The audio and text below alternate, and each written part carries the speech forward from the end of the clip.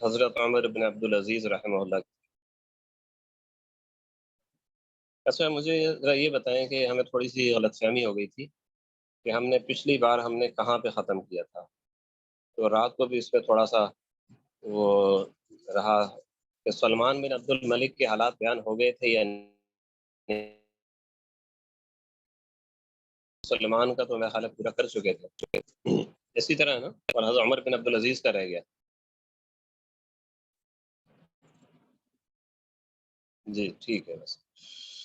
اچھا حضرت عمر بن عبدالعزیز رحمہ اللہ کا دور شروع کرنے سے پہلے ایک میں اصولی بات آپ سے عرض کر دوں، جس پہ ساتھی بعض اوقات الجھ جاتے ہیں اور پریشان بھی ہو جاتے ہیں۔ وہ یہ کہتے ہیں کہ جی یہ تاریخ جو ہے نا بڑی دردناک ہے، اور جب ہم دیکھتے ہیں کہ ایسے نیک نیک لوگوں کے ساتھ ایسا سلوک ہوا، اور وہ خاص طور پہ پہلی صدی ہجری کے اندر ایسے حالات ہوئے، تو بڑا دل دکھتا ہے۔ تو بعض ساتھیوں کے پیغامات یہاں پہ نہیں، بعض اور جگہوں پر میں نے کچھ بیانات وغیرہ کیے، آن لائن لیکچر بھی ہوئے یا وہاں جا کے محاضرے ہوئے، تو اس پہ بھی بعض ساتھیوں کے تاثرات آئے کہ کوئی اور موضوع پر آپ جو ہے نا بات کرتے تو اچھا ہوتا ہے، یہاں تو بڑے ہمارے دل دکھے ہیں اس واقعات سے۔ تو میں اصولی بات میں عرض کر دوں، ایک تو پہلی صدی ہجری کا جو مسئلہ ہے، وہ تو آپ یوں سمجھیں کہ یہ اللہ کی طرف سے تکوینی طور پہ یہ طے تھا کہ یہ سارے حالات پہلی صدی ہجری میں پیش آنے۔ ویسے ہمارے اور آپ کے ذہن سے تو نہیں آنے چاہیے تھے یہ حالات، کیونکہ وہ صالحین کا زمانہ تھا، نیک لوگوں کا زمانہ تھا، اور بڑے بڑے تابعین تو تھے ہی، بعض صحابہ کرام بھی جو طویل العمر صحابہ تھے پہلی صدی ہجری کے آخر تک وہ باقاعدہ حیات تھے۔ تو ایسے زمانے میں جیسے خود حدیث میں بھی خیر القرون کہا گیا، اس میں ایسے حالات پیش آ رہے ہیں کہ جی وہ صحابہ کرام پہ مظالم ہو رہے ہیں، اور صحابہ شہید بھی ہو رہے ہیں، اور لوگ نمازوں کو حکام نمازیں ضائع کر رہے ہیں اور نمازوں کو مؤخر کر رہے ہیں وغیرہ، اور صحابہ پہ سب و شتم ہو رہا ہے۔ تو یہ کیسے ہو گیا؟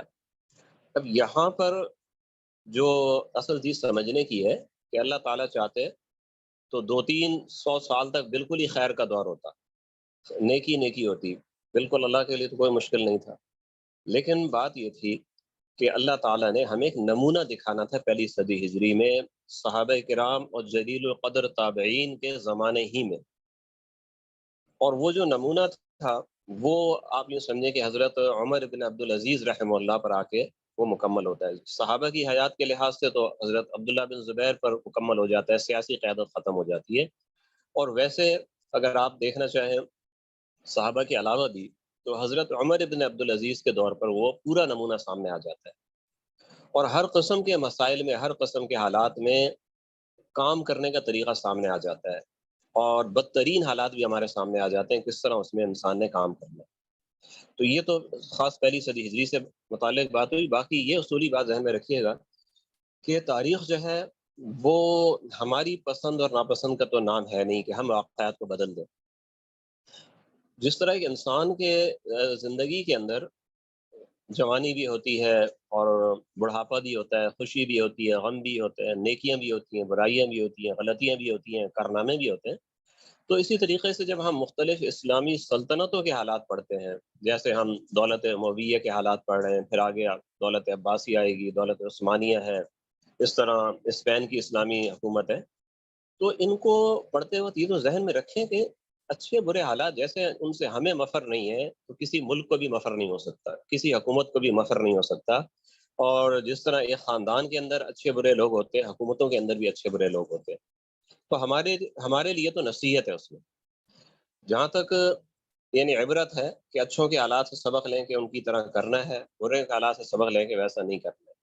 اور یہ بھی اطمینان رکھیں کہ اللہ کے ہاں ہر چیز کا جو ہر ایک کا عمل محفوظ ہے، اور دنیا کے اندر بھی بدلہ مل جاتا ہے۔ تو اگر آج کچھ لوگ اچھے کام کر رہے ہیں یا ہم خود اس میں شریک ہیں اللہ کے فضل سے، تو اللہ سے اچھی امید رکھیں، اور جو برے کام کر رہے ہیں تو ان کے مظالم اور ان کی دھاندلی اور ان کی مار دھاڑ سے بالکل اپنے دل کو خراب نہ کریں کہ وہ بھی سب اللہ کے یہاں محفوظ ہے، جیسے پچھلے لوگوں سے جیسا سلوک ہوا ان کے ساتھ بھی اللہ کا جو عدل ہے وہ ان کے ساتھ بھی ہوگا۔ ٹھیک ہے، تو یہ ایک تمہیدی بات تھی جو ہر دور سے متعلق ہے۔ اب ہم آتے ہیں حضرت عمر بن عبدالعزیز رحمہ اللہ کے دور پہ۔ حضرت عمر بن عبدالعزیز رحمہ اللہ کا دور وہ اس لحاظ سے بہت اہم ہے، بہت خاص ہے کہ ان کے زمانے کی، ان کے جو حالات زندگی ہے وہ جتنے بھی برے حالات ہیں، جیسے آج کل کے حالات ہیں، ان کے اندر اگر کوئی شخص جس کو مسلمانوں کی قیادت نصیب ہوئی ہے، وہ قیادت کسی بھی درجے میں ہو، چاہے وہ کسی مدرسے کا اہتمام ہے، یا وہ کسی تحریک کی قیادت ہے، دینی تحریک کی قیادت ہے، سیاسی تحریک کی قیادت ہے، یا وہ کسی علاقے کا ڈپٹی کمشنر ہے، یا وزیر اعلیٰ ہے، یا مملکت کا سربراہ ہے، ان سب کے لیے اس میں نصیحت ہے، اور ان سے بہت زیادہ فائدہ حاصل کر سکتے ہیں۔ اور اس میں جو سب سے پہلی چیز جو آپ ان کی سیرت میں نظر آئے گی وہ ہے کہ اصلاح کا کام وہ اپنے آپ سے ہو۔ جب تک آپ اپنی اصلاح نہیں کرتے اور آپ یہ سوچتے ہیں کہ دوسرے لوگ برے ہیں تو اصلاح ہو ہی نہیں سکتی، تو مطلب یہ کہ آپ اصلاح والے، آپ نے پہلی سیڑھی آپ نہیں چڑھنا چاہتے، یہ نہیں چڑھ نہیں سکتے، یہ ہے کہ چڑھنا چاہتے ہی نہیں ہے۔ وہ پہلا قدم اپنے نفس پہ آپ رکھیں گے تو دوسرا قدم پھر آگے صحیح سمت میں جائے گا۔ اور اسی لیے جو ہمارے قدیم محدثین ہیں، علماء ہیں، انہوں نے حضرت عمر بن عبدالعزیز کے حالات کو بڑی اہمیت سے محفوظ کیا ہے۔ اور حتیٰ کہ اگر آپ یہ دیکھیں مسلمانوں میں سب سے پہلی سوانح کس کی لکھی گئی، یعنی سیرت النبی کے بعد سب سے پہلی جو سوانح کسی شخصیت کی لکھی گئی وہ کسی صحابی کی نہیں لکھی گئی ہے، وہ لکھی گئی ہے حضرت عمر بن عبدالعزیز کی۔ وہ لکھنے والے تھے امام مالک رحمۃ اللہ علیہ کے شاگرد علامہ ابن عبد الحکم رحمہ اللہ تعالی، اور اس کے بعد پھر اور حضرات نے بھی لکھی ہیں، جس میں علامہ ابن جوزی کی سیرت مشہور ہے، اور پھر ایک طویل، یعنی آپ سمجھیں قطار لگی ہوئی ہے ان کے حالات لکھنے پہ۔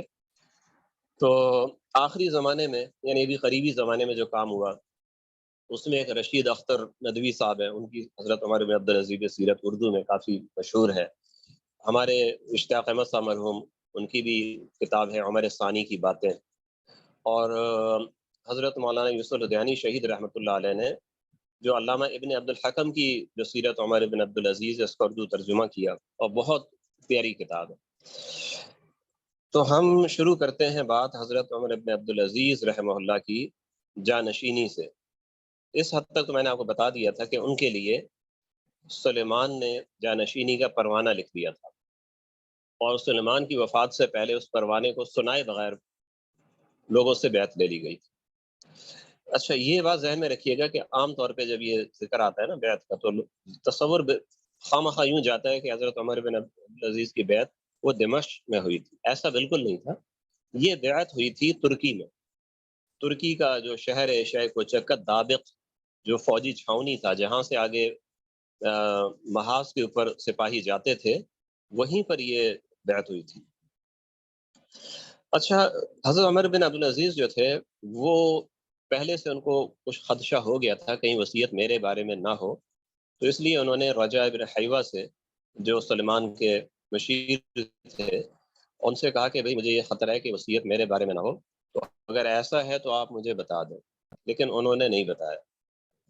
جب وہ نماز جنازہ ہو گئی، سلمان کی تدفین ہو گئی، تدفین وہیں دابقی میں ہوئی، اور اس کے بعد سب کو جمع کیا رجا بن حیوہ نے، اور سب سے دوبارہ کہا کہ جو سلمان نے، سابق خلیفہ نے جو وصیت نامہ ہے آپ سب کی اس پر بیعت ہے۔ تو سب نے کہا بھی ہاں بالکل ہماری اس پر بیعت ہے۔ انہوں نے کہا اچھا اب میں آپ کو سناتا ہوں۔ تو سنانا شروع کیا، اور وہ الفاظ وہی تھے کہ میں نے اپنے بعد عمر بن عبدالعزیز کو خلیفہ مقرر کیا ہے۔ یہ یہیں تک انہوں نے پڑھا تھا کہ شہزادہ ہشام بن عبد الملک جو تھا، جو سب سے زیادہ اس کے دل میں تھا کہ اب خلافت مجھے ملے گی، یہ سنتے ہی اس کے منہ سے ایک آہ نکلی، اور یعنی اس کے جسم سے جان نکل گئی، گھٹنوں کے بل گر گیا۔ تو بس اس کے منہ سے ابھی آہ نکلی تھی کہ ایک سپاہی نے تلوار نکال لی، ایک افسر نے، اور کہا کہ امیر المومنین کے حکم پہ تم جناب آہ کہہ رہے ہو۔ اس کے بعد پھر وصیت نامے کے اتنے میں باقی عبارت بھی پڑھ دی گئی کہ میں نے عمر بن عبدالعزیز کے بعد یزید بن عبد الملک کو خلیفہ مقرر کیا ہے۔ جب یہ دوسری عبارت پڑھی گئی تو ہشام نے کھڑے ہو کر کہا کہ جی سمعنا و اطعنا۔ اب اس کے بعد جناب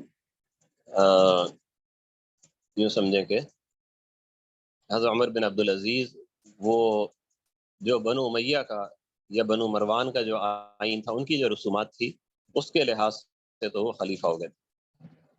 لیکن خود حضرت عمر بن عبدالعزیز رحم اللہ جو تھے نا، وہ نہیں سمجھتے تھے میں یہ خلافت مجھے صحیح طریقے سے ملی. اور وجہ یہ تھی، میں آپ کو تھوڑا سا یہاں سے ہمیں حضرت عمر بن عبدالعزیز کے جو اپنے حالات ہیں نا، ان کا ماضی کیا تھا، اس کو سمجھنا تو بہت ضروری ہے. اتنا تو آپ پیڑھی پڑھ ہی چکے ہیں کہ کیا کچھ اس سے پہلے ہو چکا تھا، اور کس طرح حضرت حسین رضی اللہ تعالیٰ عنہ نے حکومت کو شورائی بنیادوں پر لانے کے لیے عوامی طاقت کے ذریعے کوشش کی تھی، اور وہ کامیاب نہیں ہو سکی. حکام کا ظلم و ستم اور عراق کے لوگوں کی پست ہمتی، وہ کام بھی نہیں ہو سکا. عبداللہ بن زبیر رضی اللہ تعالیٰ عنہ وہ شورائی حکومت بنانے میں کامیاب تو ہو گئے، لیکن بنو مروان نے تسلیم نہیں کیا، لڑتے رہے، اور حتیٰ کہ انہیں شہید کر کے دم لیا. تو اب تو کوئی صورت بظاہر باقی نہیں رہی تھی کہ کس طرح ہم کریں. بیچ میں وہ خروج بھی ہوا تھا، یعنی جو دیر جماجم والا خروج، بہت بڑا خروج تھا عبد الملک اور حجاج کے خلاف، وہ بھی کامیاب نہیں ہوئی. تو صورت وہ ایک ہی صورت رہ گئی تھی. جیسے آج ہم پاکستان کے حالات دیکھتے ہیں، تو میرے ذہن میں بار بار آتا ہے، اور میں کئی دفعہ میں کہہ بھی چکا ہوں ساتھیوں سے مختلف مجالس میں، کہ میرے نزدیک جو صورت ہے پاکستان کے بچنے کی، وہ ایک ہی ہے کہ خود حکومتی صفوں سے یا خود فوج سے کوئی اللہ کا بندہ اٹھے اور وہ نظام حکومت کو ٹھیک کرے. اس کے علاوہ کوئی شکل نہیں ہے. تو وہاں بھی وہ یہی صورت تھی کہ خود بنو مروان میں سے کوئی آدمی کھڑا ہو، اور وہ کھڑا ہو کے ان خرابیوں کو ٹھیک کرے. تو وہ اللہ تعالیٰ نے وہ کرشمہ وہ کر دکھایا، اور حضرت عمر بن عبدالعزیز کو اس کے لیے اللہ تعالیٰ نے منتخب کیا. اچھا، یہ وہ شخصیت ہے کہ ان کے بارے میں پیچھے سے کچھ پیش گوئیاں چلی آ رہی تھیں. حضرت عمر فاروق رضی اللہ تعالیٰ عنہ، وہ ایک دن سو رہے تھے، یہ علامہ ابن عبد الحکم نے اپنی کتاب میں لکھا ہے. تو اچانک وہ بیدار ہوئے، ایک دم جیسے چونک کے بندہ اٹھ جاتا ہے نا. کوئی خواب دیکھا. خواب کیا دیکھا یہ انہوں نے بیان نہیں کیا، بس انہوں نے اتنا کہا کہ ارے یہ عمر کی اولاد میں سے کون ہے کہ نام بھی اس کا عمر اور اس کے کام بھی عمر والے. یہ فرمایا آپ نے. اچھا، پھر آگے مسئلہ کیا ہوا، وہ واقعہ آپ سب نے سنا ہے، مشہور بات ہے کہ حضرت عمر رضی اللہ تعالیٰ عنہ نے یہ دودھ میں پانی ملانے کی ممانعت کی ہوئی تھی. تو ایک رات وہ گشت کر رہے تھے کسی گھر سے، ان کو آواز سنی، ماں بیٹی کی باتیں ہو رہی تھی. کوئی گوالن تھی، بیٹی دودھ میں پانی ملا دے، صبح ہونے والی. تو ماں نے کہا کہ اماں آپ کو معلوم نہیں امیر المومنین نے اس سے منع کیا ہے. تو ماں نے کہا کہ امیر المومنین کو بلا کیا خبر. تو بیٹی نے کہا کہ انہیں خبر ہوئی نا، اللہ کو تو خبر ہے. تو آپ نے پھر اس گھر میں نکاح کا پیغام دیا. اپنے بیٹے عاصم کو پہلے کہا کہ بیٹا تم اس لڑکی سے تم شادی کر لینا، اور وہ جو آپ نے خواب دیکھا تھا نا، وہ خواب آپ کے ذہن میں تھا. آپ نے کہا کہ بیٹا مجھے امید ہے کہ اس لڑکی سے ایک ایسا جوان پیدا ہوگا جو آگے سارے عرب پر حکومت کرے گا. تو حضرت عمر کے جو بیٹے تھے عاصم ابن عمر، انہوں نے اس لڑکی سے نکاح کیا. اس لڑکی سے پھر ایک اور لڑکی ہوئی، اس لڑکی سے ایک اور لڑکی ہوئی جس کا نام تھا لیلا، اور اس کی کنیت ہے ام عاصم. یہاں کچھ لوگ مشتبہ شبہ میں پڑ جاتے ہیں، اور مجھ سے نے پوچھا بھی کہ اس لڑکی کا نام ام عاصم تھا. تو میں نے کہا ہاں جی، وہ بیٹی عاصم کی تھی لیکن کنیت اس کی ام عاصم تھی. تو ایسا عرب میں ہوتا ہے بعض اوقات، کنیت جو ہے وہ اس طرح رکھ دیتے ہیں وہ. ٹھیک ہے، اس کا ام عاصم کا یہ مطلب نہیں کہ عاصم نام کا اس کا کوئی بیٹا بھی تھا. اچھا، یہ جو لڑکی تھی ام عاصم لیلا، اس کا نکاح ہوا مروان کے بیٹے عبدالعزیز سے، اور اس نکاح سے سن 61 ہجری جو حضرت حسین رضی اللہ تعالیٰ عنہ کی شہادت کا سال ہے، اس سال حضرت عمر بن عبدالعزیز رحمہ اللہ کی ولادت ہوئی. اچھا، اب حضرت عمر بن عبدالعزیز جو تھے، ان کا بچپن مدینہ میں گزرا تھا، اور جیسا کہ ساری بات آپ کے سمجھ میں آ گئی کہ ان کی جو ماں تھی ام عاصم جو تھی، وہ حضرت عبداللہ بن عمر رضی اللہ تعالیٰ کی بھتیجی ہو گئی. تو اس لیے عمر بن عبدالعزیز عبداللہ بن عمر کے گھر میں بکثرت آتے تھے. اور ان کی سیرت سے اتنے متاثر تھے کہ اپنی والدہ سے کہتے تھے کہ امی میں ان کی طرح بننا چاہتا ہوں. جیسے اپنے کسی استاد سے کسی بڑے سے محبت ہو جاتی ہے، تو وہ ایک لحاظ سے ان کے مربی بھی تھے، اور ایک لحاظ ان کے ایک لحاظ سے دادا بن جاتے تھے ان کے، یا نانا بن جاتے تھے.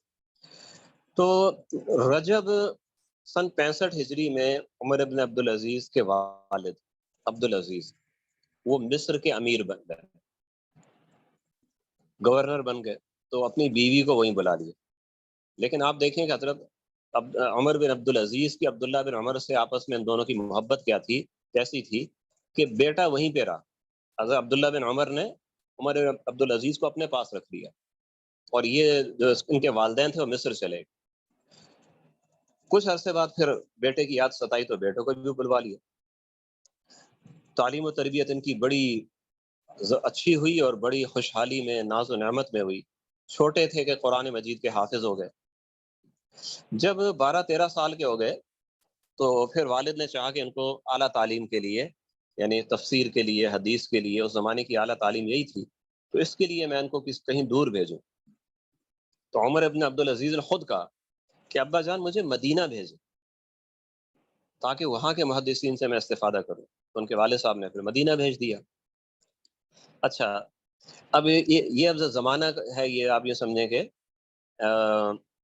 عبد الملک کا زمانہ ہے. تو اب اس زمانے کے اندر چونکہ جیسے میں نے عرض کی کہ بنو مروان کی جو گرفت تھی سخت تھی، تو جو خود ان کے ایک معتقد طبقہ بھی تھا، ان کے بہت زیادہ ان سے چاہنے والے بھی تھے، مخالفین بھی تھے. اور خاص طور پہ جو حجاز کے لوگ تھے نا، وہ بنو مروان کی حکومت کو پسند نہیں کرتے تھے. ویسے اطاعت کرتے تھے لیکن پسند نہیں کرتے. تو جب یہ پہلی بار مدینہ منورہ پہنچے ہیں اور مسجد نبوی کے دروازے سے، یہ آواز نہیں آ رہی؟ آواز میں نے تو کافی دیر بعد اسکرین کی طرف کلیئر آ رہی ہے آواز، الحمدللہ کلیئر آ رہی ہے. آواز کٹ رہی ہے؟ بالکل صحیح آواز آ رہی ہے. اچھا اچھا، میرے خیال ہے بعض کو آواز صحیح آ رہی ہے، بعض کو نہیں آ رہی. اچھا، تو عمر بن عبدالعزیز رحمہ اللہ نے جب وہ داخل ہوئے مسجد نبی، 12-13 سال کا لڑکا، ابھی دروازے سے اندر ہوئے، اندر لوگ بیٹھے ہوئے، اور مسجد کے اندر علمی حلقے جیسے پہلی صدی ہجری میں رواج تھا، بلکہ ابھی یہ بعد میں بھی رہا ہی رواج، ابھی بھی ہے، بلکہ کسی حد تک مسجد نبوی کے اندر حلقے لگے ہوتے ہیں، پرانا طرز ابھی بھی ہے. تو لوگوں نے دیکھ لیا کہ یہ لڑکا آ رہا ہے اور یہ وہ حدیث کے حلقے کی طرف جا رہا ہے. پہچانتے تو سب تھے کہ یہ عبدالعزیز کا بیٹا ہے، مروان کا پوتا ہے. تو ایک آدمی نے طنز کرتے کہا اس کو دیکھو، باپ نے اپنے شہزادے کو بھیج دیا تاکہ یہاں پہ جو نا سنتیں سیکھے، اور آگے چل کے حضرت عمر کے نقش قدم پہ چلے. یہ وہ طنز کرتے ہوئے کہہ رہا تھا. یعنی اس کا مقصد یہ تھا کہ یہ جتنے بھی سنتیں سیکھ لے، حدیث سیکھ لے، کرے گا ظلم. کیونکہ عبد الملک بن مروان وہ بھی تو بڑا محدث تھا، اس نے مدینہ کے اندر ایسے بڑے بڑے تابعین سے، صحابہ سے اس نے دین حاصل کیا تھا، لیکن اس نے اس پر پوری طرح عمل نہیں کیا. تو ایک طنزیہ الفاظ اس نے کہہ دیے. اب یہ تو اللہ جانتا تھا اور تقدیر کو معلوم تھا کہ آگے کیا تقدیر میں لکھا، تو اللہ کو معلوم تھا. یہ شخص واقعی حضرت عمر رضی اللہ تعالیٰ کی سیرت کو زندہ کرے گا. اچھا، اب عبدالعزیز جو تھے اپنے بیٹے کی تربیت کے بارے میں اتنی فکر کی عبدالعزیز نے کہ مدینہ کے ایک بڑے مشہور محدث تھے صالح ابن کیسان رحمہ اللہ، کتب حدیث کے اندر بھی ان کی روایات آپ کو ملیں گی. ان کو خاص طور پہ عمر کا، یوں سمجھے جیسے ایک اس کے لفظ آتا ہے، فارسی کا لفظ ہے اتالیق، فارسی یا ترکی کا لفظ ہے اتالیق. تو میرا خیال اصل لفظ ترکی کا ہے، پھر فارسی کے اندر آیا ہے، اردو کے اندر بھی استعمال ہوتا ہے. اتالیق اس خاص استاد کو کہتے ہیں جو بچے کی ہر چیز کی نگرانی کرتا ہے، حتیٰ کہ اس کو اٹھنا بیٹھنا بھی سکھاتا ہے، بات کرنا بھی سکھاتا ہے، اور ویسے بھی تعلیم دیتا ہے اس کو. تو وہ صالح ابن کیسان کو کہا کہ بھئی ان کو مقرر کر دیا، مشاعرہ مقرر کر دیا، بیٹا جو ہے یہ آپ کی نگرانی میں. تو جو بات ہوتی تھی وہ صالح ابن کیسان ان کو لکھ دیتے تھے. ٹھیک ہے، تو ایسا ان کو بچپن سے بننے سنورنے کا بڑا شوق تھا، بڑے ایک اسٹائل کے اندر، ایک اپنے بال سنوار کے بڑے اسٹائل میں رکھتے تھے. تو ایک دن اسی طرح بالوں کا اسٹائل بنا رہے تھے، تو اس کی وجہ سے نماز میں دیر ہو گئی. تو صالح بن کیسان نے وہ چیز بھی نوٹ کی، یعنی جب یہ دیر سے مسجد پہنچے اور پوچھا ہوگا بھی کیوں دیر سے آیا، اور سمجھ گئی، اس نے بتا دیا انہوں نے، تو عبدالعزیز کو لکھ دیا کہ لڑکے نے بال سنوارنے کی وجہ سے نماز میں تاخیر کی۔ تو عبدالعزیز نے مصر سے ایک آدمی خاص طور پہ بھیجا کہ سیدھے تم مدینہ جاؤ اور عمر بن عمر کے بال کاٹ دو۔ اب اس سے آپ اندازہ کریں اس دور میں جو لوگ تھے، جیسا میں نے عرض کیا، سارے بنو مروان والے، ان کے اندر بڑے نیک لوگ بھی تھے، اور حتیٰ کہ خود عبد الملک یا مروان ابن حکم یا ولید، یہ سارے نماز کے تو بہت زیادہ پابند تھے، قرآن بھی بہت پڑھتے تھے، تو ان چیزوں میں یہ کمی برداشت نہیں کرتے تھے۔ تو یہ جناب وہ آیا اور بال کاٹ دیا اس نے۔ تو اس تربیت اتنی سخت تھی کہ پھر حضرت عمر جو تھے وہ اس پر تربیت کا اثر تھا کہ وہ سنتوں کے بھی پابند ہو گئے، اور علم و فضل کے اندر بھی ان کے خاندان میں کوئی ہم پلہ نہیں تھا ان کا۔ ٹھیک ہے، آپ کا جو حلیہ لکھا ہے محدثین نے، مورخین نے، کہ آپ بہت خوبصورت تھے، اور آپ کا جسم وہ مضبوط اور سڈول جسم تھا، بڑا جسے کہتے ہیں اسمارٹ جسم تھا آپ کا۔ رنگ جو تھا آپ کا، جیسے عام طور پہ جو بہت حسین لوگ ہوتے ہیں سرخ و سفید ہوتے ہیں، سرخ و سفید رنگ نہیں تھا آپ کا، رنگ آپ کا گندمی تھا، لیکن وہ بڑا آپ پہ بھلا لگتا تھا، انتہائی خوبصورتی۔ اور اس کے علاوہ آپ کی پیشانی پہ ایک نشان تھا زخم کا، اس زخم کی وجہ سے آپ کو کہا جاتا تھا اشج بنی امیہ۔ اشج کا جو لفظ ہے نا، یہ عربی میں اس شخص کو کہتے ہیں جس کی پیشانی پر یا سر پہ زخم کا نشان ہو۔ تو شج کا معنی پھاڑنا ہوتا ہے، تو پھٹن پیشانی پر ہے تو اس کو اشج کہتے ہیں۔ تو اچھا، بنو امیہ نے حضرت عمر ابن عبدالعزیز رحمہ اللہ کا، حضرت عمر فاروق رضی اللہ تعالیٰ عنہ، ایک پیشگوئی تو میں نے آپ کو وہ بتائی نا، ایک پیشگوئی میں آپ کے یہ الفاظ منقول ہیں جیسے امام حافظ ذہبی رحمہ اللہ نے سیر و اعلام النبلاء میں نقل کیا ہے، تو اس میں حضرت عمر رضی اللہ تعالیٰ کے الفاظ ہیں کہ میری اولاد میں سے ایک شخص آئے گا جس کے چہرے پہ زخم کا نشان ہوگا، اور وہ دنیا کو عدل انصاف سے بھر دے گا۔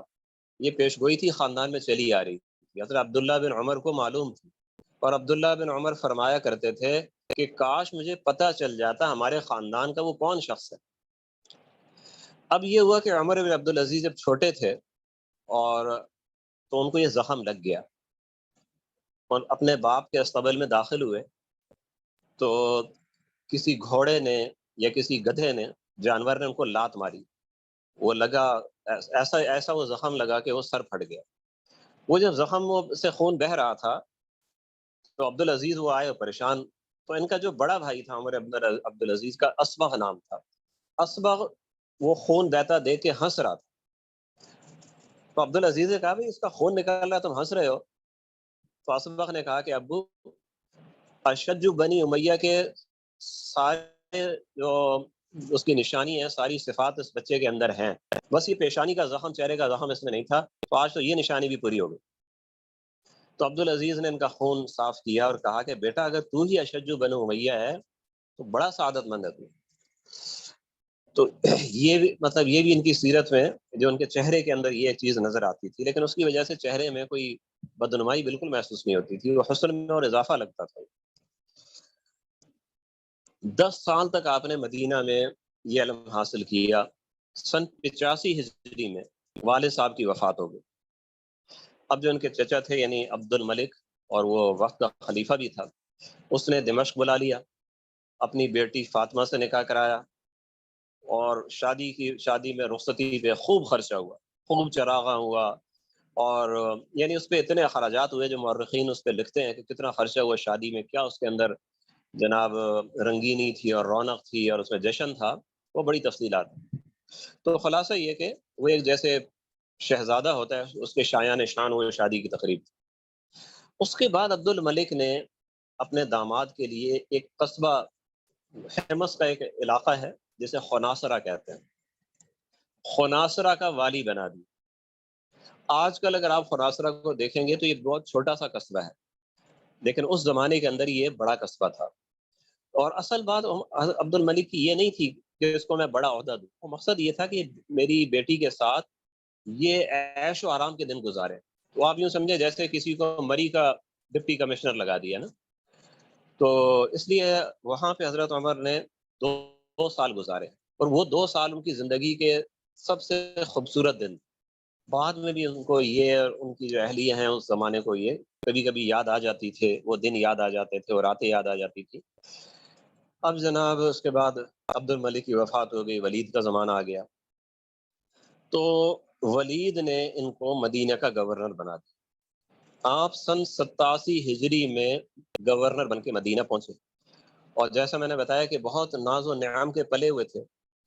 تو مدینہ میں جب آپ گورنر تھے تو آپ کی خوش لباسی کا یہ عالم تھا کہ آپ جس گلی سے گزر جاتے وہ دیر تک اس گلی میں خوشبو آتی رہتی. یعنی اتنا قیمتی عطر استعمال کرتے، اتنا زیادہ استعمال کرتے، اور روزانہ لباس تبدیل کرتے، اور جو لباس ایک بار پہنتے زندگی بھر دوبارہ اس کا نمبر نہیں آتا تھا. اور ایک ایک لباس وہ آج کل کے لحاظ سے 10-10 لاکھ 20-20 لاکھ روپے کا ایک لباس ہوتا تھا. تو اور چلنے کا ان کا اپنا ایک اسٹائل بن گیا تھا. یعنی اس آپ یوں سمجھیں کہ آج کل کی زبان میں ہیرو تھے اپنے اس زمانے کے نا.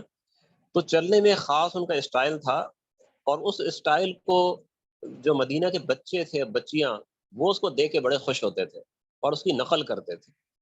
تو اس اسٹائل کا نام پڑ گیا تھا، مشہور ہو گیا تھا عمریہ. عمریہ ایک چال، ایک اسٹائل بن گیا تھا، اس طرح لوگ نقل کرتے تھے. اور وہ اسٹائل خود ان کا اتنا پختہ ہو گیا تھا کہ جب یہ امیر المؤمنین ہو گئے، خلیفہ ہو گئے، عابد و زاہد ہو گئے، وہ اسٹائل ان سے ختم نہیں ہو سکا. کئی دفعہ کہتے تھے یار میں چاہتا ہوں یہ ختم ہو جائے، لیکن اپنے ساتھیوں کہتے تھے مجھے اس طرح چلتے ہوئے دیکھو تو مجھے یاد دلا دیا. یہ سب کچھ تھا، لیکن اندر سے ان کی جو طبیعت تھی وہ ایک جسے کہتے ہیں زندہ دل آدمی تھے، ایک بیدار محض انسان تھے، ضمیر ان کا زندہ تھا. تو اس لیے جو بنو مروان نے اور ان کے کئی حکام نے جو سختیاں شروع کی تھی، خاص طور پہ حجاج بن یوسف، اسی طرح اس کا بھائی تھا محمد بن یوسف، مصر میں گورنر تھا ان کا ولید کا قرہ ابن شریک، حجاز میں تھا عثمان ابن حیان. یہ بڑے ظالم لوگ تھے. تو آپ یہ فرمایا کرتے تھے ان کے نام لے لے کے نا، ولید کا نام بھی لیتے تھے نا، ولید بن عبد الملک، حجاج بن یوسف، محمد بن یوسف، قرہ ابن شریک، عثمان ابن حیان. اللہ کی زمین ان لوگوں کی وجہ سے ظلم سے بھر چکی ہے. تو یہ آپ کو افسوس ہوتا تھا. اور پھر میں یہ عرض کروں کہ وہ ظلم آج کل جیسا ظلم بہرحال نہیں تھا، ٹھیک ہے، لیکن جب اس کا موازنہ صحابہ کرام کے دور کے عدل و انصاف سے ہوتا تھا تو بہرحال وہ ظلم تھا. شرعی آپ نقطہ نگاہ سے دیکھیں تب بھی ظلم تھا. تو اس میں کئی اس کی مثالیں آپ کو پہلے ہی بتا چکا ہوں، شاید آگے بھی آ جائیں. تو بہرحال آپ کی کوشش یہ تھی کہ میں جو میرے اختیار میں ہے، یعنی مدینہ منورہ، یہاں پر میں نے دیکھا ہے اپنے بڑوں کو، مدینہ منورہ کے صحابہ کو، بڑوں کو، ان کے طرز کے مطابق میں زندگی گزاروں، ایسا انتظام کروں. اگر اپنی ناز و نعمت تو ان کی تھی، لیکن جسے ظلم کہتے ہیں وہ آپ نہیں ہونے دیتے تھے، زیادتی نہیں ہونے دیتے تھے. اور آپ نے سب سے پہلا کام یہ کیا تھا کہ مدینہ میں اپنا چارج سنبھالتے ہی آپ نے علماء کو، فقہا کو جمع کیا. یہ سارے بڑے بڑے تابعین تھے. قاسم بن محمد تھے، عروہ بن زبیر تھے، سالم بن عبداللہ بن عمر، ابو بکر بن عمرو بن حزم، سعید بن مسیب، یہ بڑے بڑے تابعین تھے. تو آپ نے ان کو جمع کر کے کہا کہ دیکھیں میں کوئی کام آپ کے مشورے کے بغیر نہیں کروں گا، اور اس کے علاوہ جب بھی آپ کو کسی ظلم یا زیادتی کی اطلاع ملے تو آپ مجھے اطلاع دیں تاکہ ہم اس کا سد باب کریں. تو یہ جناب مدینہ منورہ میں آپ کا دور جو گزرا وہ بڑا اچھا دور گزرا. لیکن 2 واقعات اس زمانے میں بھی ایسے پیش آ گئے کہ جنہوں نے آپ کو بالکل یوں سمجھے کہ ہلا کے رکھ دیا. ایک واقعہ تو یہ پیش آیا کہ آپ نے کسی شخص کو جو واقعی مجرم تھا اس کو آپ نے جیل میں ڈال دیا تھا. اب جتنا اس کا جرم تھا اس کے لحاظ سے جو جیل میں جتنا ٹائم ہونا چاہیے وہ گزر گیا تھا، اور پھر بھی آپ کو یاد نہیں رہا وہ شخص جیل ہی میں پڑا ہوا تھا. تو آپ کا جو ایک خادم تھا اس کا نام تھا مزاحم، وہ خادم خاص تھا، اور وہ اس زمانے میں بھی خادم خاص تھا، اور جب آپ خلیفہ بنے تب بھی خادم خاص تھا، اور مشیر بھی تھا. حالانکہ وہ ایک عام سا آدمی تھا وہ، لیکن بڑا متقی آدمی تھا. اس شخص نے حضرت عمر بن عبدالعزیز کو جتنا فائدہ پہنچایا ہے شاید کسی اور نے نہ پہنچایا. بعض اوقات جو اچھے مشیر ہوتے ہیں یا اچھے ملازم ہوتے ہیں، اگر ہمارا ضمیر زندہ ہو، ان سے بھی ہم بہت کچھ حاصل کر سکتے ہیں۔ تو اس مزاحم نے آپ کو کہا کہ یا امیر اس شخص کو آزاد کر دیں، اس نے بہت ٹائم گزار لیا جیل میں۔ تو آپ کو اس پہ بڑا غصہ تھا، تو اس لیے آپ نے کہا نہیں بھائی میں اس کو آزاد نہیں کروں گا، سڑتا رہے جیل میں۔ اب جناب مجھے مزاحم تھا نا، یہ جیسے میں نے کہا کہ یہ حق پسند آدمی تھا، حق گو آدمی تھا، اس نے بڑے یعنی زور سے اس نے کہا، بالکل بے باکی کے ساتھ کہا، نام لے کے کہا، عمر میں آپ کو اس رات سے ڈراتا ہوں کہ جس کی صبح کو یوم حشر قائم ہوگا۔ یہ الفاظ ایسے تھے کہ عمر بن عبدالعزیز کانپ گئے، اور آپ ان الفاظ کو ہمیشہ یاد کرتے رہتے تھے، اور آپ کہتے تھے کہ مزاحم کے اس جملے نے میری آنکھوں سے پردے ہٹا دیے تھے۔ تو آپ نے اس آدمی کو اس ٹائم آزاد کر دیا، لیکن وہ الفاظ گونجتے رہتے تھے آپ کے ذہن میں۔ ایک دوسرا واقعہ پیش آیا، وہ یہ کہ حضرت عبداللہ بن زبیر کے ایک بیٹے تھے خبیب، وہ جو ہے نا تھوڑا سا جو ہے ایک بندہ تھا بھولا ہوتا ہے، ایک تو ہوتا ہے پاگل اور ایک ہوتا ہے بھولا۔ وہ اس کو آپ کتنا بھی آپ سمجھائیں تربیت کریں، بیچاری کی نہیں ہو سکتی، اس کا ذہنی شعور ایک جگہ پہ جا کے رک جاتا ہے۔ تو وہ خبیب جو تھے وہ نیک آدمی تھے، بھولے تھے، غلطیاں کر جاتے تھے۔ تو معلوم نہیں ان سے کوئی ایسی کوئی غلطی ہو گئی، کوئی حرکت ایسی ہو گئی کہ ولید بن عبد الملک نے وہاں شام سے حکم بھیجا عمر بن عبدالعزیز کو، خبیب کو پکڑو اور 100 کوڑے مارو، اور پھر ان کو سردی میں رات میں کھڑا کرو، اور سر کے اوپر ٹھنڈے یخ پانی سے ان کو نہلاؤ، اور پوری رات ان کو میدان میں کھڑا رکھو۔ اب آپ اندازہ کرتے ہیں وہ ولید ویسے کتنا نیک آدمی ہے، 10 پارے روز تلاوت کرنے والا، اور مسلمانوں کے رقبے میں 3 ممالک اضافہ کرنے والا، لیکن ایسے حکم کر دیتے تھے۔ اچھا عمر بن عبدالعزیز رحمہ اللہ نے بھی بادل نخواستہ وہ سزا جاری کر دی، مگر اس کی وجہ سے کیا ہوگا، جو خبیب تھے وہ بیمار ہو گئے بہت بری طرح، بستر پہ پڑ گئے۔ اب جناب حضرت عمر کو پریشانی لاحق ہو گئی، روز جا کے تیمارداری کرتے، گھر میں آ کے بھی جناب وہ پوچھتے، بندے کو دوڑاتے، دیکھ کے ابھی خبیب کا کیا حال ہے۔ تو ایک دن ایک آدمی کو بھیجا، واپس آیا تو پوچھا بھی کیا حال ہے خبیب؟ تو انہوں نے اس شخص نے جواب دیا کہ وہ تو دنیا سے چل بسے، وفات ہو گئی۔ تو یہ سنتے ہی حضرت عمر جو تھے چکرا کے زمین پہ گر گئے، تھوڑی دیر چند لمحے بے ہوشی تاری رہی، اور پھر آپ کھڑے ہوئے تو انا للہ و انا الیہ راجعون پڑھا، اور اسی ٹائم اپنا استعفیٰ لکھ دیا آپ نے کہ مجھے ایسی حکومت نہیں چاہیے کہ جس کی وجہ سے ایسے احکام مجھے دیے جائیں اور ایسے مظالم جو نا میرے کھاتے کے اندر آئے۔ بعد کے زمانے میں بھی آپ کو اس چیز کا احساس رہا، کبھی بھی نہیں بھولتے تھے، بڑے بڑے آپ نے کارنامے انجام دیے، لیکن جب کوئی آپ کے منہ پہ کہتا ہے نا کہ حضرت آپ نے ماشاءاللہ یہ کر دیا وہ کر دیا، آپ کہتے تھے جو خبیب کے ساتھ میں نے کیا اس کا کیا ہو۔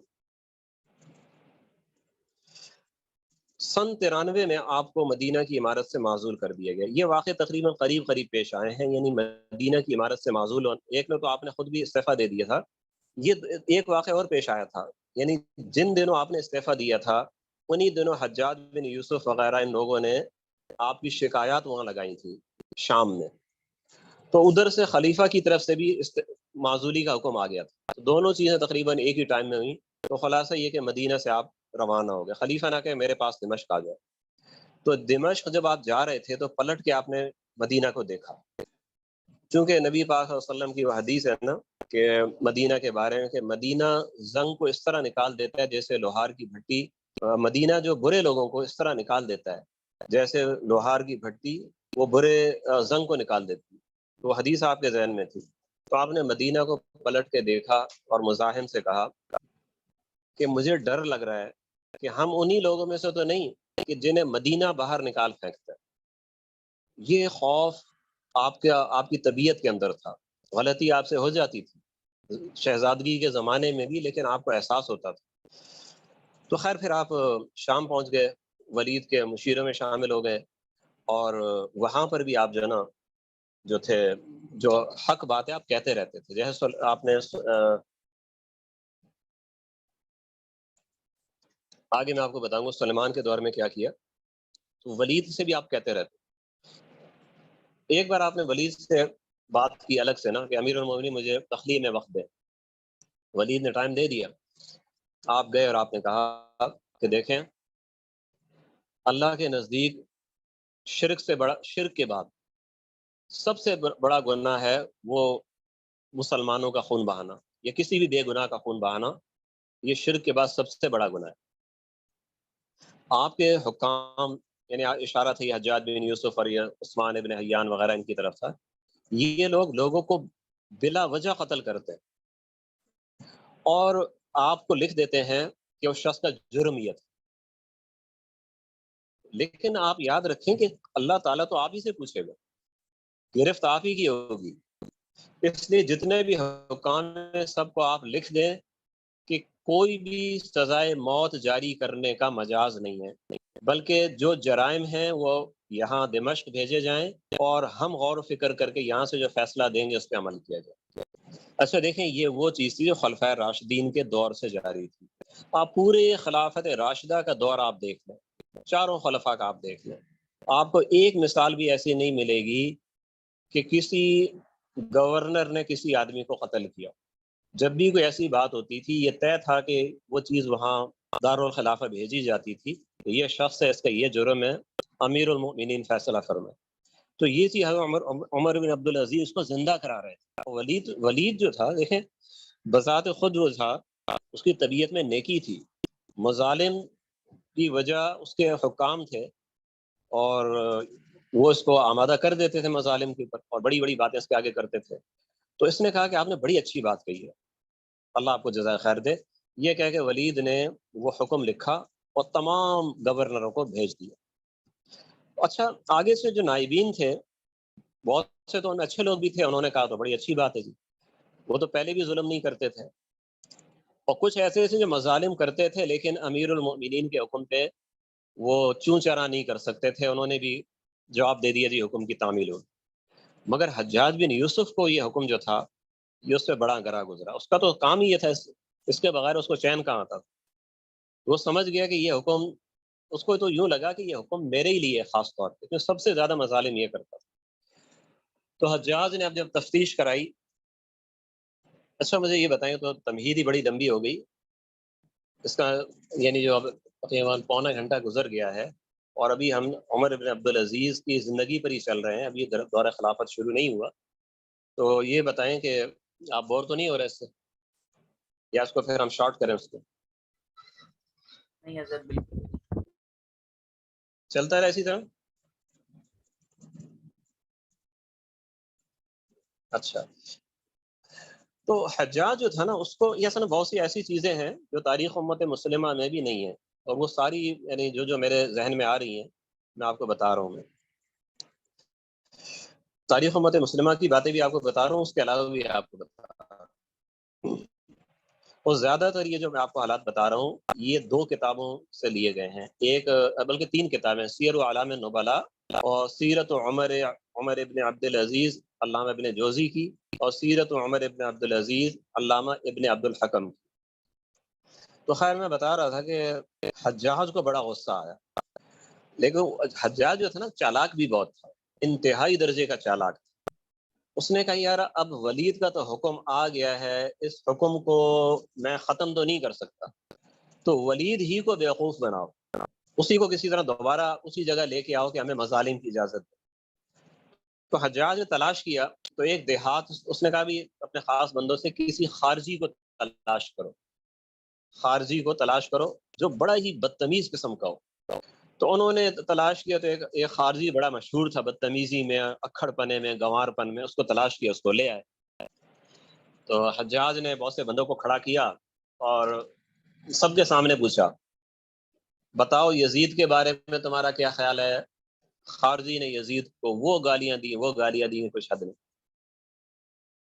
پھر حجاج نے کہا اچھا بتاؤ عبد الملک کے بارے میں کیا خیال ہے. اس نے کہا ظالم تھا, سفاک تھا. حجاج نے کہا اچھا ولید بن عبد الملک کے بارے میں کیا خیال ہے. خارجی نے کہا یہ تو سب سے بڑا ظالم, اتنا بڑا ظالم ہے کہ تجھ جیسے ظالم کو جان بوجھ کے ہمارے اوپر اس نے مسلط کر دیا. اب جناب حجاج نے وہ ان تمام لوگوں کو گواہ بنایا کہ اس شخص نے ایسی ایسی باتیں کہی. اور پھر وہ خط لکھا ولید کے نام کہ امیر المؤمنین، میں اپنے دین کے بارے میں بڑا ہی پرہیزگار ہوں، اور جن لوگوں پر آپ نے مجھے حکومت بخشی ہے میں ان کی بہت زیادہ رعایت کرتا ہوں، اور میں بہت زیادہ اجتناب کرتا ہوں اس بات سے کہ کسی بے قصور آدمی کو میں قتل کروں۔ اب یہ چرب زبانی دیکھیں ظالم کی کیا لکھ رہا ہے۔ اچھا، تو امیر المؤمنین، اب میں آپ کو ایک ایسا شخص بھیج رہا ہوں کہ جس سے آپ خود بات چیت کر کے دیکھ لیں۔ میں تو جن کو قتل کرتا ہوں وہ اس قسم کے لوگ ہوتے ہیں، آپ خود ہی دیکھ لیں کہ ایسے لوگ وہ سزائے موت کے حقدار ہوتے ہیں کہ نہیں ہوتے۔ اب آپ جانیں اور یہ آدمی جانے۔ یہ خط جناب پہنچا، ساتھ میں خارجی بھی پہنچا، اور ولید نے مزید تصدیق کے لیے بڑے دربار میں جناب اس شخص کو کھڑا کیا۔ عمر بن عبدالعزیز موجود، اس شخص سے پوچھا، بھائی بتاؤ میرے بارے میں کیا رائے ہے تمہاری؟ خارجی نے کہا تو ظالم ہے، تو جابر ہے۔ ولید نے کہا اچھا، اور عبد الملک میرا والد؟ خارجی نے کہا جبار تھا، سرکش تھا، شیطان تھا۔ ولید نے کہا اچھا، حضرت معاویہ رضی اللہ تعالیٰ عنہ کے بارے میں؟ خارجی نے کہا وہ بھی ظالم تھا۔ تو ولید نے اپنے افسر خالد بن ریان، اس کا افسر تھا، وہ بھی ظلم ستم میں مشہور تھا، اس کو اشارہ کیا، صرف سر اڑانے کا اشارہ، اور اس نے فوراً سر قلم کر دیا۔ اب جب یہ واقعہ ہو چکا اور ولید یہ دیکھ رہا تھا کہ دربار میں عمر بن عبدالعزیز کے چہرے پر بڑی خفگی ہے، وہ اس منظر کو انہوں نے پسند نہیں کیا، چہرے پہ کرب اور تکلیف کے آثار۔ اصل میں بات ہوئی نا کہ حضرت عمر بن عبدالعزیز نے جو کوشش کی تھی اصلاح کی، اور ولید کو منوا بھی لیا تھا، حجاج نے اپنی چالاکی سے، اپنے دھوکے سے اس کوشش کو تبدیل کرا دیا، تو اس لیے آپ کے چہرے پہ وہ کرب کے آثار تھے۔ تو ولید نے اب حضرت عمر کو بلوایا، اپنے گھر پہ بلوایا، اور کہا کہ اچھا اب بتاؤ کہ یہ جو ہم نے کیا یہ ٹھیک تھا یا نہیں؟ تو عمر ابن عبدالعزیز نے کہا آپ نے قتل کر کے اچھا نہیں کیا، بہتر تھا کہ آپ اسے جیل بھیج دیتے، وہ توبہ کر لیتا، یا وہیں اس کی موت آ جاتی۔ تو ولید نے کہا خدا کے بندے، اس نے بھرے دربار میں مجھے گالیاں دی، میرے باپ کو گالیاں دی، پھر بھی تم کہتے ہو کہ میں نے قتل کر کے ٹھیک نہیں کیا۔ تو حضرت عمر نے فرمایا کہ اللہ کی قسم میں ایسے جائز نہیں سمجھتا، آپ اسے قید کر سکتے تھے، وہ معاف کر دیتے تو بہتر ہوتا۔ اچھا، یہاں پہ آپ ایک فقہی مسئلہ آپ ذہن میں رکھیے گا، حضرت عمر بن عبدالعزیز سے تو باقاعدہ وہ الفاظ ہی منقول ہے کہ حضور اکرم صلی اللہ علیہ وسلم کے علاوہ کسی کی توہین پہ قتل کرنا جائز نہیں، یہ آپ کا مذہب تھا، اور بلکہ فقہا کا بھی، اکثر فقہا کا یہ مذہب ہے کہ شاتم رسول کی سزا وہ تو قتل ہے، اس کے علاوہ اگر کوئی کسی کی توہین کرتا ہے تو اگر کسی صحابی کی توہین کرتا ہے وہ قابل تعزیر تو ہے، لیکن وہ اس پہ سزائے موت نہیں ہے۔ تو اس لیے آپ نے یہی کہا کہ بھئی آپ اسے قید کر دیتے۔ بہرحال ولید یہ سن کے جو نا غصے سے کھڑا ہو گیا اور وہاں سے اٹھ کے چلا گیا، تخلیہ میں چلا گیا۔ تو ساتھ میں خالد بن ریان ساتھ میں کھڑا ہوا تھا، اس نے کہا کہ عمر، آپ نے امیر المومنین سے ایسی بے باکی سے بات کی ہے کہ مجھے تو خطرہ تھا کہ ابھی آپ کا سر قلم ہوگا۔ حضرت عمر نے کہا کہ اچھا اگر یہ حکم ملتا تم کر دیتے؟ خالد نے کہا اللہ کی قسم بالکل کرتا، سر اڑا دیتا تمہارا۔ تو بہرحال یہ کچھ مثالیں ہیں کہ آپ ولید کے زمانے میں بھی اعلاء حق آپ کرتے رہے۔ اس کے بعد ولید کا زمانہ گزر گیا، سلمان کا زمانہ آ گیا، اور سلمان اور یہ دونوں بچپن کے دوست تھے، اور طبیعت میں بھی کافی آپس سے ملتے جلتے تھے، دونوں ناز و نعم کے اندر بھی یعنی مثال تھے، لیکن عبادت بھی دونوں بہت کرتے تھے، اللہ سے ڈرنے والے بھی تھے۔ تو ایک ان کو بھی حضرت عمر جو تھے، جب یہ بھی شہزادے تھے وہ بھی شہزادے تھے، تو ان کو اس وقت بھی نصیحت کرتے تھے۔ تو اس کا ایک بڑا مشہور واقعہ ہے کہ ایک بار یہ سفر میں جا رہے تھے دونوں، اور اس زمانے میں سفر ہوتا تھا تو ساتھ میں عمراء اور شہزادے وغیرہ، بڑے بڑے بھاری خیمے ہوتے تھے، اور گدے اور تکیے اور قالین اور کھانے پینے کا سامان اور فروٹ اور بہت کچھ ہوتا تھا۔ اور جو درمیانے درجے کا بندہ ہوتا تھا اس کا ویسا ہوتا ہے، غریب بندہ ہے، عام سپاہی ہے، اس کے پاس تو بس ایک چادر ہے یہ ایک چھوٹا سا چمڑے کا ہلکا سا خیمہ ہے، بس یہ ان کے لیے کافی ہوتا تھا۔ بلکہ سپاہیوں کے تو اجتماعی خیمے ہوتے تھے، ایک خیمے میں 10 20 آ گئے جناب، سادہ نظام ان کا ہوتا تھا۔ تو خیر یہ لوگ آگے جا رہے تھے۔ اچھا ایک چیز اس میں یہ بھی یاد رکھیے گا کہ جب قافلہ جا رہا ہوتا تھا نا، تو اب پہلے سے یہ طے ہوتا تھا کہ اتنے میل آگے جا کے شام کو ہم نے آرام کرنا ہے۔ تو جو خیموں والے جو لوگ ہوتے تھے وہ الگ سمجھے ایک فوج ہوتی تھی وہ، تو ان کے ذمے ہوتا تھا کہ آپ پہلے وہاں پہ پہنچیں گے، پہلے پہنچ کے وہاں سارے ساز و سامان آپ نے آراستہ کر دینے ہیں تاکہ لوگ پہنچتے ہی آرام کر لیں۔ تو جب یہ لوگ وہاں پر پہنچے، اس سفر میں شام کے ایک پڑاؤ پر پہنچے تو خیمے لگے ہوئے تھے، تو ہر شخص اپنے خیمے میں چلا گیا، آرام کرنے لگا۔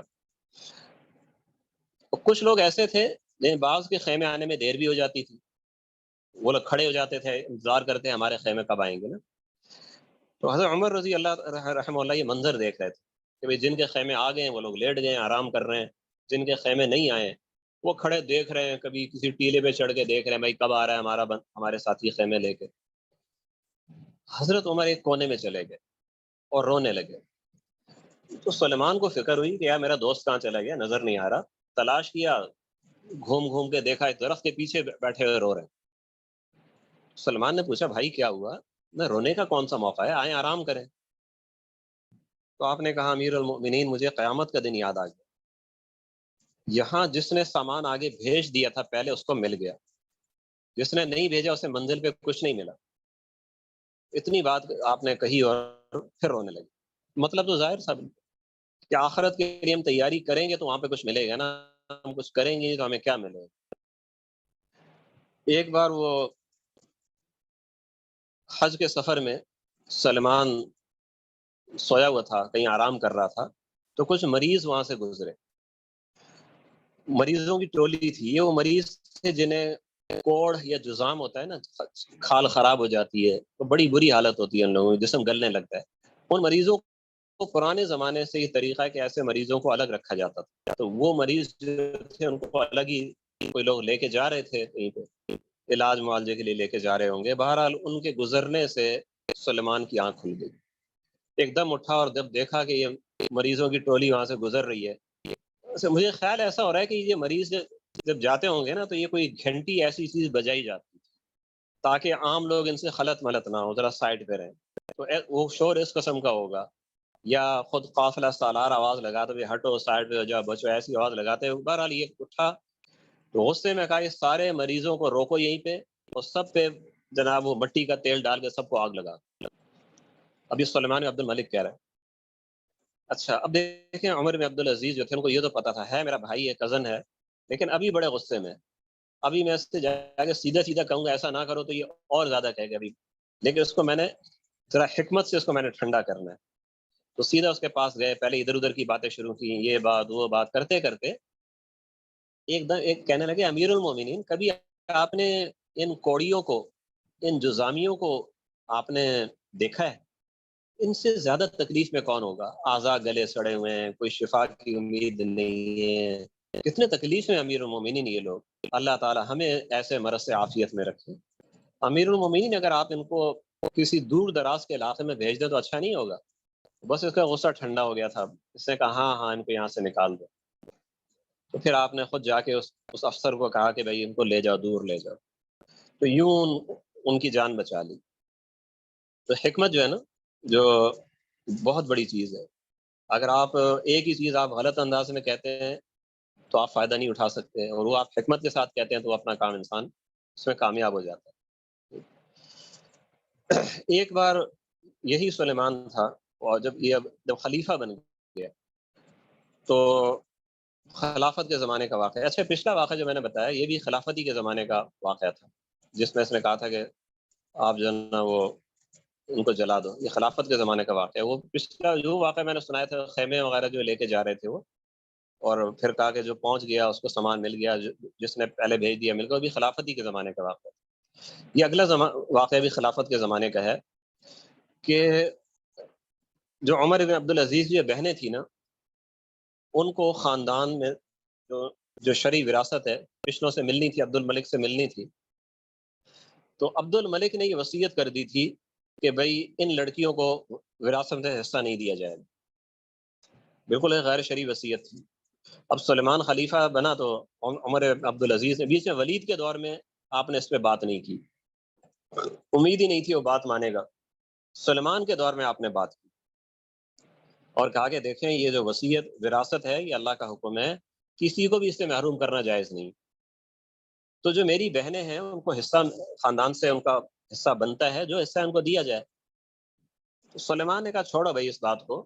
خلیفہ عبد الملک نے ایک وصیت طے کر دی تھی کہ ان کو حصہ نہیں دیا جائے گا تو نہیں دیا جائے گا. اب تم جناب وہ گڑے مردے اکھاڑ رہے ہو, نہیں کوئی ضرورت نہیں اس پہ بات کرنے کی. تو آپ نے کہا نہیں یہ تو آپ کو دینا پڑے گا, یہ تو اللہ کا حکم ہے. سلیمان نے خادم سے کہا او بھائی جا کے ذرا خلیفہ عبد الملک کا وصیت نامہ نکال کے لاؤ الماری سے. تو حضرت عمر نے کہا کہ امیر المومنین کیا قرآن منگا رہے ہیں؟ مقصد یہ کہ میں تو آپ کو قرآن کا حکم سنا رہا ہوں اور آپ جو نا آگے سے وصیت نامہ پیش کر رہے ہیں. تو سلیمان تو بیچارہ بالکل چپ ہو گیا کہ اب میں کیا جواب دوں. لیکن سلیمان کا جو لڑکا تھا نا ایوب, وہ غصے میں آگے کہنے لگا, حالانکہ چھوٹا لڑکا ہے وہ, لیکن آپ سے کہہ رہا ہے کہ عمر تم ایسی باتیں کر رہے ہو کہ تمہارا سر کاٹ دیا جائے گا. حضرت عمر نے کہا بیٹا اگر تجھے حکومت ملی نا تو تو ایسا ہی کرے گا, اور مسلمانوں کی اس سے زیادہ بدقسمتی کیا ہوگی. تو خیر سلمان نے اپنے بیٹوں کو ڈانٹ کے چپ کرایا, اور حضرت عمر نے کہا کہ اس نے جہالت دکھائی ہے تو ہم نے بھی ترکی بترکی جواب دیا اس کو. تو خیر یہ میں آپ کو تھوڑا سا بتا رہا تھا کہ یہ آپ کے جب آپ شہزادے تھے اور ناز و نعمت کے اندر آپ زندگی بسر کر رہے تھے, تب بھی ایک حق گوئی آپ کی طبیعت کے اندر بڑی راسخ تھی. ہماری نشست کا ٹائم تو ختم ہونے والا ہے, لیکن میں تھوڑا سا بس اس بات کو پورا کرتا ہوں. آپ خلیفہ بنے وہ کیسے ہوا تھا؟ یہ ٹائم تھا, تاریخ تھی 22 صفر سن 99 ہجری. خلیفہ بننے کے بعد سب سے پہلے آپ نے مغرب کا ٹائم ہو چکا تھا, مغرب کی نماز آپ نے پڑھائی اور چہرے پہ غم کے آثار تھے. جبکہ اکثر خلفاء جب خلیفہ بنتے تھے تو چہرے پہ رونق ہوتی تھی, خوشی ہوتی تھی کہ بھئی ہمیں تو بیٹھے بیٹھے دنیا مل گئی. آپ کے چہرے پہ رنجیدگی تھی. اکثر خلفاء سے مراد میری بنو مروان کے خلفاء ہیں. آپ سے پوچھا بھئی امیر المومنین اتنے غمزدہ کیوں ہیں؟ تو آپ نے کہا کہ مشرق سے مغرب تک ایک شخص بھی ایسا نہیں ہے کہ جس کا حق میرے اوپر نہ ہو, اس کے کہے بغیر میرے اوپر لازم ہو گیا ہے. اس کے کہنے کی ضرورت نہیں کہ امیر المومنین یہ کریں, امیر المومنین سے یہ زیادتی ہوئی ہے, وہ خاموش بیٹھا ہے, اس کا حق مجھ پہ لازم ہے. اتنا بڑا پہاڑ میرے سر پہ آ گیا تو میں خوشی مجھے کس بات کی ہوگی. پھر آپ نے فوراً ایک اپنا قلمدان, جو خلافت کا قلمدان ہوتا تھا, ایک بڑی سی آپ تپائی کہہ لیں, اس میں قلم رکھے ہوئے ہیں, کاغذات رکھے ہوئے ہیں, سرکاری مہر رکھی ہوئی, منگوایا آپ نے, اور جلدی جلدی آپ کچھ احکام اپنے ہاتھ سے خود لکھنے لگے. اب لوگ آپس میں بات چیت کر رہے ہیں کہ یہ دیکھو خلافت کی جناب اتنی جلدی تھی, اپنی رہائش گاہ پہ بھی نہیں پہنچے, آرام کر کے پھر کچھ کرتے, اتنی جلدی پتہ نہیں کیا لکھ رہے ہیں. مگر آپ کے نزدیک وہ کام فوراً کرنا تھی. 3 حکم تھے, الگ الگ مراسلے تھے جو آپ نے بھیجے. پہلا مراسلہ تھا قسطنطینیہ کے محاذ کے لیے آپ لکھ رہے تھے کہ وہاں پر کئی مہینے ہو گئے تھے اور مسلمان تباہ ہو رہے تھے اور برف باری سے راستے بند تھے, اور سلمان قسم کھا چکا تھا کہ میں اس لشکر کو واپس نہیں بلاؤں گا چاہے سارا لشکر مر جائے وہاں. تو آپ نے سب سے پہلے آپ نے یہ حکم بھیجا کہ یہ فوج فوری طور پر واپس آ جائے. اسی وقت آپ نے روانہ کر دیا. دوسرا حکم آپ نے بھیجا مصر کا امیر جو سلیمان کے دور میں تھا, اسامہ بن زید تنوخی, اس کو برطرف کر دیا. اب یہ دیکھیں سلیمان جو تھا, جیسے میں نے عرض کیا کہ وہ نیک آدمی تھا اور نرم مزاج تھا, لیکن اس کے دور میں بھی بعض لوگ تھے بڑے سخت قسم کے تھے, ان میں یہ اسامہ بن زید. اس کو آپ نے برطرف کر دیا اور حکم دیا کہ اس کو جتنی فوجی چھاونی ہیں, دمشق ہے, مصر ہے, افریقہ ہے, بصرہ ہے, کوفہ ہے, اس کو مستقل ہتھ کڑی اور بیڑی اس کو لگی رہے گی, کسی وقت بھی نہیں کھولی جائے گی سوائے نماز کے یا قضاء حاجت کے, یہ لگی رہے گی اس کو. اور الگ الگ ملکوں میں یہ ایک سال رہے گا, ایک سال ایک جگہ پھر دوسری جگہ. تیسرا حکم تھا یزید بن ابی مسلم کی برطرفی کا. حجاج بن یوسف کے جو اکثر لوگ تھے ان کو تو سلیمان نے برطرف کر دیا تھا, لیکن یزید بن ابی مسلم یہ ابھی تک گورنر تھا, افریقہ کا گورنر تھا. اچھا یہ جو شخص تھا نا یہ ہر وقت ہاتھ میں تسبیح لیے رکھتا تھا اور تسبیح پڑھتے ہوئے ساتھ ساتھ تسبیح گھماتا تھا، ساتھ ساتھ احکام جاری کرتا تھا، سبحان اللہ الحمدللہ، ہاتھ کاٹ دو اس کا، سبحان اللہ الحمدللہ ولا الہ بھائی اس کا سر کاٹ دو، ولا حول ولا قوت بھائی اس کو 200 کوڑے اس کو لگانا بھائی. اس طرح یہ اس کا عجیب و غریب اس کا انداز تھا. اور اس کا ایک بڑا واقعہ مشہور ہے کہ حجاج بن یوسف کی قبر سے چیخ و پکار کی آواز آ رہی تھی. تو لوگ یہ چونکہ حجاج بن یوسف کا یوں سمجھے کہ بہت ہی چہیتا اور خادم خاص تھا. پھر حجاج نے اس کو گورنر بنا دیا تھا اپنے دور میں، نائب گورنر. تو حجاج کی وفات ہو چکی تھی، میرا خیال ہے یہ سلمان ہی کے دور کا واقعہ ہے. اس کو بتایا گیا تو یہ وہاں پہنچا اس کی قبر پہ، اور اب لوگ بھی جمع ہیں کہ خود بھئی یزید بن ابی مسلم سن لے کہ قبر سے کیسی ہولناک آوازیں آ رہی ہیں. تو یہ کھڑا ہو کے وہاں پہ کہتا ہے یا امیر اللہ آپ پہ رحم کرے، آپ زندگی میں بھی تہجد گزار تھے اور خوب اللہ کے سامنے رونے دھونے والے تھے، اور قبر کے اندر بھی آپ کا یہ معمول جاری ہے. تو حضرت عمر بن عبدالعزیز نے حکم دیا کہ اس شخص کو بھی گرفتار کر دیا جائے، اس کو برطرف کر دیا جائے. یہ 3 احکام آپ نے جاری کیے اور کھڑے ہو گئے. اب جو شاندار جو سواریاں ہیں، شاہی سواریاں ساری آپ کی خدمت میں لائی گئی، اور یہ ایسی سواریاں ہوتی تھیں کہ جن پہ اس سے پہلے کوئی شخص سوار نہیں ہوتا تھا. یعنی وہ گھوڑا ہے، نیا گھوڑا ہے، اس کو جنگل سے پکڑ کے لائے ہیں، اس کو سدھایا ہے 2 مہینے 3 مہینے. اب وہ بالکل جیسے کہتے ہیں گھوڑا ٹرین ہو گیا. اب اس کے اوپر جو شاہی چیزیں ہیں وہ زرق برق لباس، جھول، پالان وغیرہ سب کچھ اس پہ لگایا، کاٹھی وغیرہ اس پہ لگائی، اب لا کے کھڑا کر دیا. اور اس میں انتخاب خود کریں، بندہ ایک ہے، گھوڑے آگے 30-40 کھڑے کیے ہوئے. تو آپ نے پوچھا بھئی یہ کیا ہے؟ تو عمران نے کہا جی نئی سواریاں ہیں، رسم ہے ہماری کہ ان پر پہلے کوئی سوار نہیں ہوتا، تو نیا خلیفہ ان میں سے جو پسند کرتا ہے اس پہ سوار ہوتا ہے. تو آپ نے کہا کہ یہ ہے فضول خرچی. مزاحم سے کہا ان سب کو بیت المال میں داخل ہو. اب یہ مزاحم جو تھا یہ آپ کا گویا کہ سیکرٹری آپ کا بن گیا تھا، بیت المال میں داخل کر دو. یہ کہہ کہ وہی اپنا ایک خچر تھا اس پہ سوار ہو. اب باڈی گارڈ آپ کے ساتھ چلنے لگے نیزے وغیرہ لے کے. تو آپ نے کہا بھی تم ہٹ جاؤ، میں ایک عام مسلمان ہوں، مجھے تمہاری ضرورت نہیں. ان کو بھی فارغ کر دیا. اس کے بعد آپ اپنے قیام گاہ پہ پہنچے. اب یہ قیام گاہ جو تھی یا تو وہ خیمہ تھا، شاہی خیمہ تھا، یا دابے کا قلعہ تھا. یعنی ابھی دمشق آپ نہیں گئے تھے، ادھر ہی تھے. تو نئے قالین پیش کیے گئے، نئے بستر پیش کیے گئے. آپ نے سارے کا سارے اٹھاؤ اور اس کو بیت المال کے مد میں اس کو جمع کر دو، الگ کر دو بیت المال کی مد میں. یہ خلفاء کے زمانے میں یہ رواج تھا جو غیر شرعی تھا. مروانی خلفاء کے دور میں جب خلیفہ مر جاتا تھا نا، تو جو چیزیں اس نے اپنی زندگی میں استعمال کر لی تھیں وہ تو اس کی اولاد میں تقسیم ہو جاتی. اور اس میں بھی وہ نہیں دیکھتے تھے کہ وہ شرعی وصیت، شرعی جو طریقہ ہے وراثت کا وہ کیا ہے، بس وہ اولاد میں تقسیم ہو جاتی تھی، بیٹوں میں، بیٹیوں میں وغیرہ ان میں تقسیم ہو جاتی. اور جو چیزیں خلیفہ نے استعمال ہی نہیں کی ہیں وہ ساری نئے خلیفہ کو تحفے میں ملتی تھی. اب سلمان کی جب وفات ہوئی ہے نا، وہ قلعے کے اندر ہی وہ سب کچھ تھا، اس کے بیٹیاں اور گھر والے بیویاں وغیرہ.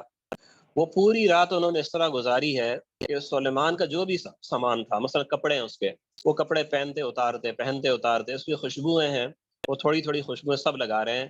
جوتے جناب، جوتے پہنے اتارے پہنے، سب مل کے پوری رات لگے رہے کہ سلیمان کے سامان کو مستعمل کر دیں تاکہ حضرت عمر بن عبدالعزیز کو نہ ملے.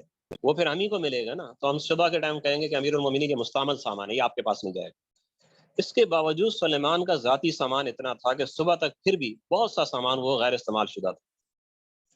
میں تو کہتا ہوں یہ بھی دیانت تھی ان لوگوں کی کہ صبح انہوں نے جو استعمال نہیں کیا تھا وہ سچی سچی بتا رہی ہے کہ امیر المومنین یہ تو استعمال نہیں ہوا ہے، یہ استعمال شدہ ہے.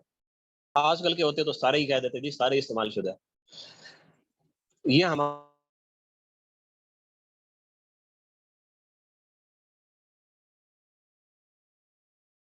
صحیح آواز بند ہو گئی ہے.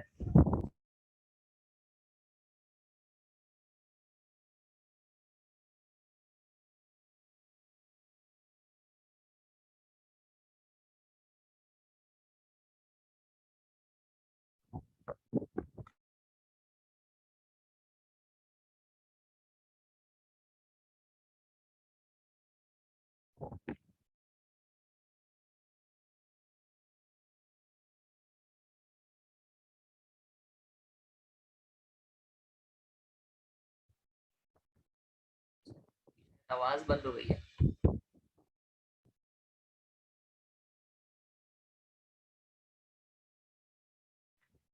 مائک میوٹ ہو گیا شاید. آواز آ رہی ہے جی؟ آواز آ رہی ہے؟ جی جی حضرت آواز آ رہی بیچ میں ایک کال آ گئی تھی، میں اس کال کا انتظار کر رہا تھا. تو ٹھیک ہے. تو آپ نے کہا کہ بھئی یہ استعمال شدہ چیزیں اور یہ غیر استعمال شدہ چیزیں، یہ شریعت میں ایسی کوئی بات نہیں ہے. یہ چیزیں نہ میری ہیں نہ آپ کی ہیں، یہ ساری مسلمانوں کی ہیں. یہ ناحق طور پر ہم لوگ عیاشی کرتے رہے، اتنے مال و اموال بیت المال سے اتنی بڑی بڑی تنخواہیں اپنی لگائی ہوئی تھیں کہ اس تنخواہ کے اندر جناب وہ کئی قومی اور خاندانوں کی کفالت ہو جائے، تو یہ تو سارا غیر شرعی. یہ کوئی الفاظ ذرا میں اپنی طرف سے بھی آپ کو بتا رہا ہوں، سارے الفاظ حضرت عمر رضی اللہ رحمہ اللہ کے نہیں ہیں، سمجھانے کے لیے کہہ رہا ہوں. آپ کے الفاظوں سے اتنے تھے کہ بھائی یہ چیزیں نہ میری ہیں نہ سلیمان کی نہ تمہاری. ٹھیک ہے، یہ کہہ کے مزاحم سے کہا کہ سارا کا سارا بیت المال میں. اب یہ حال دیکھ کے تو لوگ پریشان ہو گئے سارے عمرا کہ یار یہ اس بندے کو ہوا کیا ہے؟ یہ تو خود بہت عیش و آرام والا آدمی تھا، اس کو کیا ہو گیا؟ اس نے ساری چیزیں اس نے بیت المال میں جمع کرا دی. چلو اب ایک چیز، ایک صورت ہے کہ ہم سلمان کی باندیاں اس کو پیش کرتے ہیں. اگر اس نے باندیوں کو پسند کر لیا تو بس سمجھے پھر باندیاں اس پہ قابو پا لیں گی. ٹھیک ہے، ورنہ تو پھر کوئی امید ہی نہیں. تو آپ کے سامنے اب سلمان کی باندیاں پیش کی گئی. یہ لڑکیاں جو تھیں پورے عالم اسلام کی حسین ترین لڑکیاں تھیں. اور یہ لائی کیسے گئیں؟ کئی افسران تھے جن کے ذمے تھا، یا خود انہوں نے اپنے طور پر یہ طریقہ کر لیا تھا کہ بھئی اچھی خوبصورت سے خوبصورت باندی کا پتہ چلاتے، جو کسی کے گھر کے اندر ہے، کسی کی ملکیت ہے. ایک تو جو بازار میں فروخت ہو رہی ہے وہ نہیں، جو ملکیت ہے. اگر بازار میں مل رہی ہے تب بھی ٹھیک ہے، لیکن وہ یہ دیکھتے تھے کہ وہ خوبصورتی کے لحاظ سے کیا لیول ہے اس کا. تو اگر پتہ لگتا ہے تو بھائی بازار میں نہیں بک رہی ہے تو فلاں امیر کے پاس ہے، فلاں رئیس کے پاس ہے، فلاں کے پاس ہے، تو اس کے پاس جاتے اس پہ دباؤ ڈالتے. اتنا سخت دباؤ ڈالتے بیچارہ، پھر وہ چون چرا نہیں کر سکتا تھا کہ اتنے بڑے بڑے افسر آ کے دباؤ ڈال رہے ہیں. تو یا تو فروخت کر دیتا یا پھر جبری لے کے آ جاتا. 2 3 لگائے، گھوسے لگائے، تھپڑ لگائے، اٹھا کے لے آئے لڑکی کو.